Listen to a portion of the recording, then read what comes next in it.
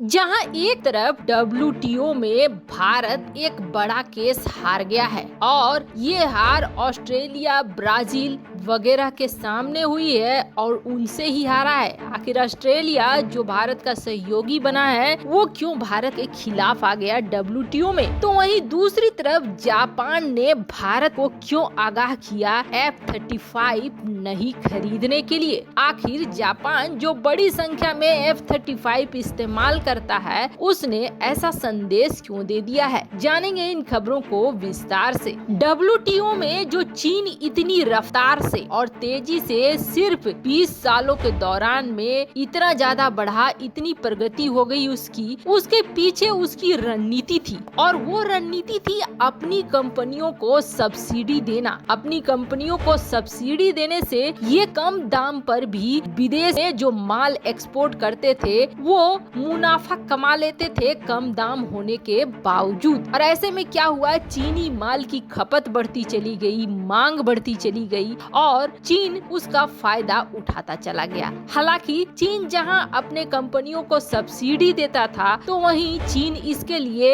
एक अलग तरह का मानव अधिकार के खिलाफ भी बोले तो चलेगा, उस तरह के काम करके उत्पादन करवाता था। चाहे वो सिंजियांग का मामला हो या उइगर का मामला हो, जहां जबरदस्ती काम करवाया जाता है, मजदूरी दी नहीं जाती है। तो ऐसे में चीन के लिए बहुत आसान था सब्सिडी दे देना और अपने माल को सस्ते दामों पर बेच देना। पर चाहे किसी भी रणनीति को इस्तेमाल किया हो, किसी भी पॉलिसी को इस्तेमाल किया हो, चीन ने अपनी आर्थिक रूप से मजबूती अपने देश को जरूर दे दिया और एक उछाल जरूर आ गया उसकी अर्थव्यवस्था में। बिल्कुल 20 सालों में बदल सा गया चीन। पर अब भारत ने उसी पद्धति को अपनाया। भारत ने दरअसल सबसे प्रति उन देशों को जो चीनी का उत्पादन करते थे और एक्सपोर्ट करते थे। चीनी का रेट बहुत ही ज्यादा बढ़ा हुआ था, लेकिन भारत के कारण इस रेट में करीब 20% की गिरावट आ गई और भारतीय माल धड़ाधड़ बिकने लगे। कारण क्या था? कारण ये था भारत ने न सिर्फ गन्ना किसानों को सब्सिडी दे दी, बल्कि जो फैक्ट्रियां थी, जब गन्ना बहुत ज्यादा उत्पादन होने लगा इधर के सालों में और खपत होकर भी बच जाने लगा, तो भारत ने उन फैक्ट्रियों को ये कहा कि आप इसे एक्सपोर्ट करिए और जो सब्सिडी है आप उसे आराम से भारत से लीजिए। ऐसे में अब कंपनियां धड़ाधड़ गन्ने के उत्पादन में लग गई और शुगर एक्सपोर्ट पे लग गई। अब इससे हुआ ये कि चीनी का दाम अंतर्राष्ट्रीय स्तर पर 20% नीचे आ गया। अब जो बाकी के देश थे, ब्राजील, ऑस्ट्रेलिया जैसे देश, ये बौखला गए कि भारत की इस नीति की वजह से उन्हें बहुत ज्यादा हानि हो रही है। तब जाकर उन्होंने WTO में इस बात को लेकर प्रस्ताव लाना शुरू कर दिया कि भारत की जो व्यापार नीति है वो भारत की व्यापार नीति भारी पड़ रही है और बाकी देशों को नुकसान हो रहा है, भारत को आप रोकिए। वैसे आपको बता दें WTO में ये केस वो लोग जीत भी गए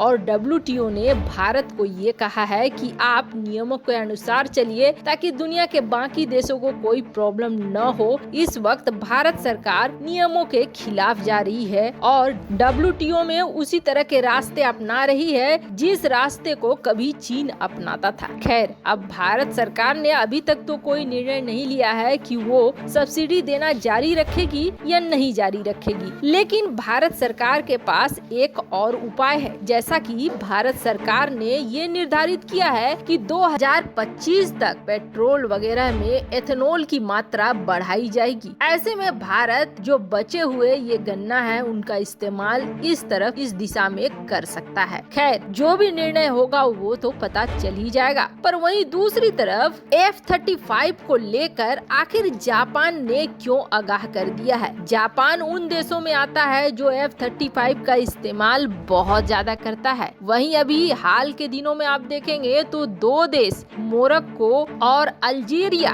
दोनों ही भीड़े पड़े हैं। मोरक्को जहां भारत से तेजस विमानों को भी खरीदना चाहता है, तो वहीं वो अमेरिका से बड़ी संख्या में F-35 खरीदना चाहता है। वहीं अल्जीरिया की बात करें तो अल्जीरिया धीरे धीरे रूस की तरफ अलाइन होता हुआ दिख रहा है, इसलिए अल्जीरिया का इंटरेस्ट हो गया है Sukhoi 57। Algeria 14 Russian Sukhoi 57 fighter jet को खरीदना चाहता है। तो वहीं मोरक्को को अब लग गई है कि उसके पास जो F-16 की फ्लीट है उसे बैलेंस अगर नहीं करेगा तो दोनों देश भिड़ेंगे कैसे। इसलिए मोरक्को ने F-35 multi role stealth fighter jet के लिए दांव खेलना शुरू कर दिया है और सबसे एडवांस जेट जो है अमेरिका का वो मांगना शुरू कर दिया है। दोनों देशों के बीच बातचीत चल रही है। वैसे अब अगर अमेरिका F-35 देता है मोरक्को को तो आप समझ लीजिए कि F-35 और सुखोई 57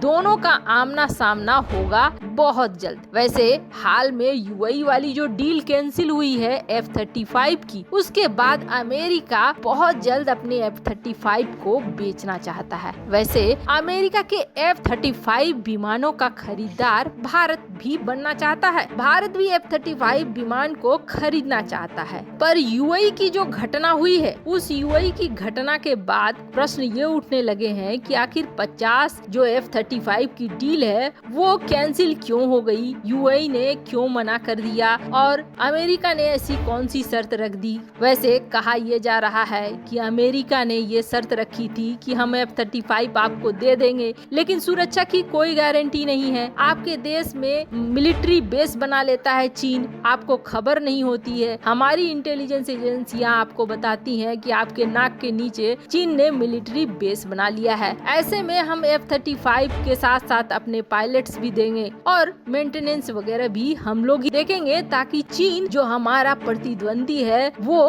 हमारे F-35 के टेक्नोलॉजी को न चोरी कर सके। खैर, इसको लेकर आधिकारिक बयान अभी नहीं आया है, लेकिन इन सब के बीच जापान ने जो किया है उसे लेकर अब ये हो गया है कि जापान ने एक तरह से F-35 की बुराई करनी शुरू कर दी है और जापान बिल्कुल भी खुश नहीं है, खासकर ऐसे समय में जब चीन के साथ जापान की भी भिड़ंत होने की पूरी संभावना है। जापान ने साफ साफ कहा है कि अगर ताइवान मामले में चीन आगे बढ़ता है तो जापान भी आगे आएगा। ऐसे में जापान ने F-35 को लेकर सवाल उठा दिए हैं। जापान ने ये कहा है कि जो F-35 इस वक्त हमारे पास है उनमें ज्यादा मिसाइलों को कैरी करने की क्षमता नहीं है और F-35 के इस वर्जन से हम बिल्कुल भी खुश नहीं है, बल्कि इस वक्त हमें चाहिए F-22 रैप्टर। वैसे आपको बता दें, जैसे ही जापान ने ये बातें कहनी शुरू कर दी है वैसे ही एक्शन में आया अमेरिका और अमेरिका ने ये कहना शुरू कर दिया, ऐसा करते हैं हम जापान के साथ मिलकर एक F-3 डिजाइन बनाते हैं। F-3 डिजाइन जो F-22 स्टील्थ फाइटर जेट और